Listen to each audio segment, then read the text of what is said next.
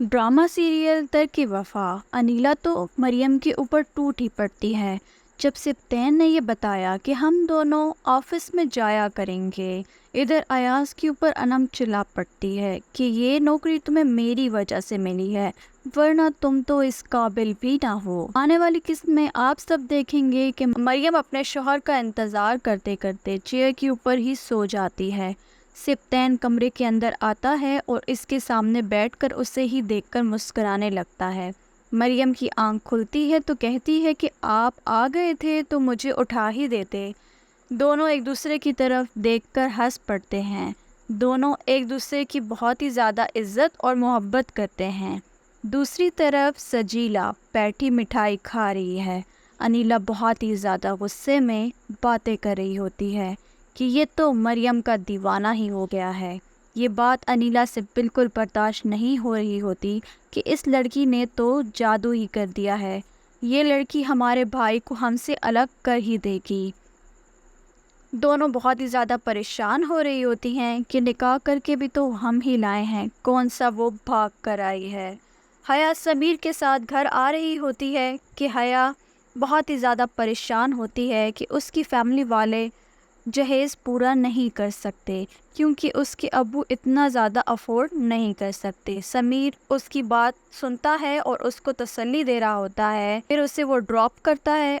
हया जब घर वापस आ रही होती है तो हया की पप्पो उसे देख लेती हैं और कहती है कि तुम तो आवारा ही हो गई हो, इतनी देर से आ रही हो, तुम्हारी माँ को तो तुम्हारी फिक्र ही नहीं है, अभी तो तुम्हारी सिर्फ मंगनी हुई है, निकाह नहीं हुआ। इधर अनम घर वापस आती है और कमरे में फ़ोन इस्तेमाल करने लगती है तो अयाज इसका सामान लेकर गुलामों की तरह कमरे में रखता है। आकर बैठता है तो अनम इसको बातें सुनाने लग जाती है कि तुम्हारी तो इतनी औकात नहीं है, मैंने ही अपने भाई से बोला है कि तुम्हें जॉब दिला दें क्योंकि तुम तो कभी कुछ करोगे नहीं, तुम तो सर से पाँव तक मेरे एहसान तले दबे हुए हो।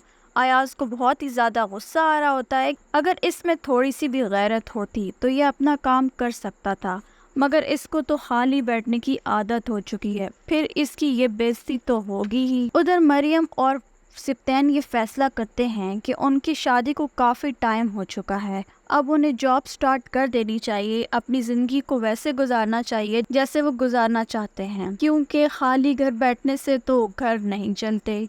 वो तैयार होकर नीचे आ रहे होते हैं कि अनीला और सजीला भी वहीं से गुजर रही होती हैं। वो इनको देखती हैं और सोचती हैं कि ये इतना तैयार होकर हमसे पूछे बगैर कहाँ जा रहे हैं। सिप्तैन उनको बताता है कि मैं और मरियम ऑफिस जा रहे हैं, हमने ऑफिस जाने का फ़ैसला कर लिया है।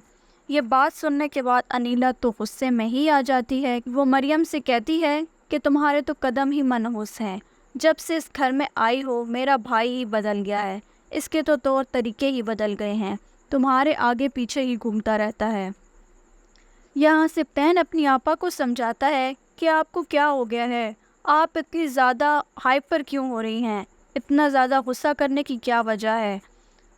हाइपर कैसे ना होती, क्योंकि उसका पैसा, उसकी इम्पोर्टेंस, उसका मोहब्बत और उसका वक्त सब कुछ तो मरियम के साथ गुजारा जा रहा है। मरियम से भी तो उसने निकाह ही किया है, वो क्यों ना इसका ख्याल रखे। अनीला इस बात को समझने को तैयार ही नहीं है। अनीला तो बस अपने बारे में ही सोचती है। अनीला की हकीकत तो सिप्तैन के सामने आती ही जा रही है और वो बहुत ही जल्द सिप्तैन के दिल से निकल भी जाएगी। कौन कौन चाहता है कि सिप्तैन को मरियम का ख्याल रखना चाहिए और अनीला को उसके हाल पर छोड़ देना चाहिए। चैनल को सब्सक्राइब करें और बेल आइकन को प्रेस कर दें। अपना ख्याल रखिएगा। अल्लाह हाफ़िज़।